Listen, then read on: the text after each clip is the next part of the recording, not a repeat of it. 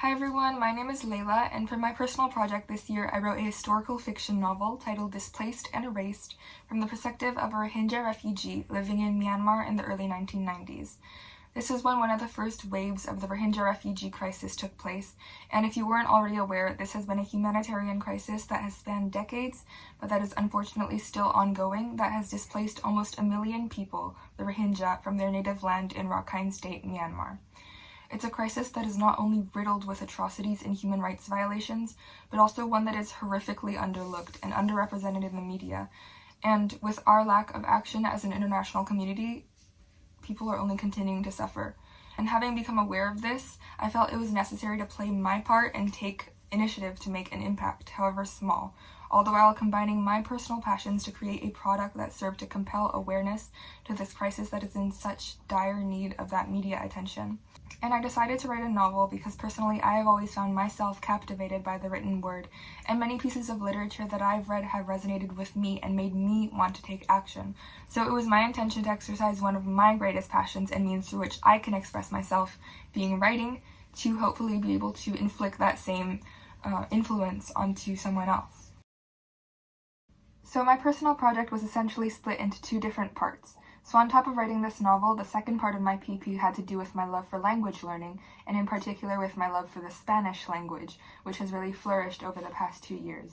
So what I essentially set out to achieve was to translate certain parts or chapters of my English novel into Spanish to ultimately create an anthology of scenes from my novel translated into Spanish that could potentially stand alone as its own story.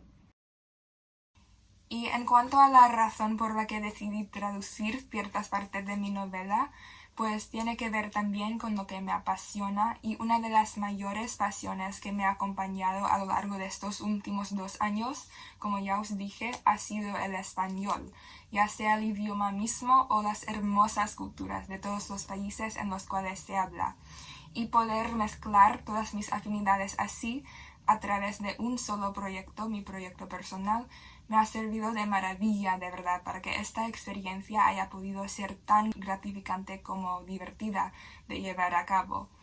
Y claro que por eso tengo que agradecer a mi maravillosa supervisora, la señora Morán, por lo mucho que me ha ayudado a lo largo de este proceso, así como por haber sido mi profesora de español el año pasado.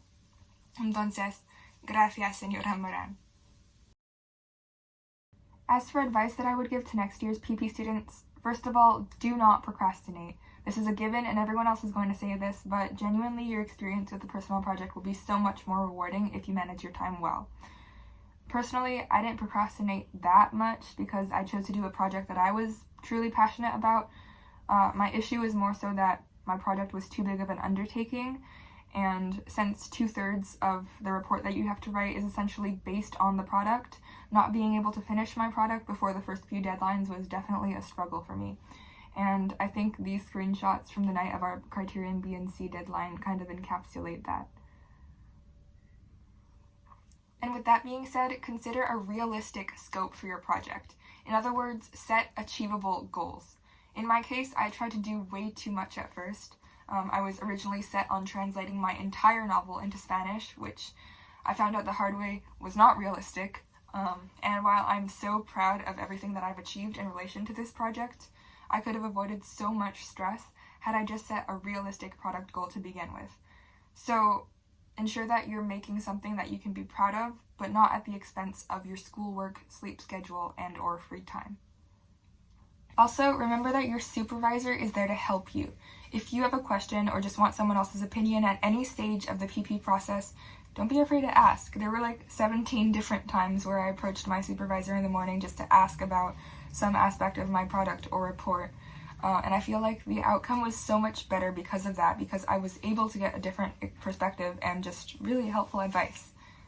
And last but not least, make sure you're pursuing something that you're truly passionate about, because if you're not, this isn't going to be a very fun experience for you. You have a real opportunity here to do something that maybe you've always wanted to do but never gotten the chance to, or to make something meaningful for yourself or for your community. And I'm so grateful to myself for choosing to do something that I was truly passionate about, because it made the whole experience with a personal project that much more enjoyable and rewarding. So my final novel is set to be published through Amazon in late April this year, and it's around 200 pages long, whereas the Spanish translation is around 50, and you can find a couple of extracts from both versions on my personal project Google site if you're interested in reading it. And finally, to all Year 9s watching this, good luck on your personal projects. Thank you.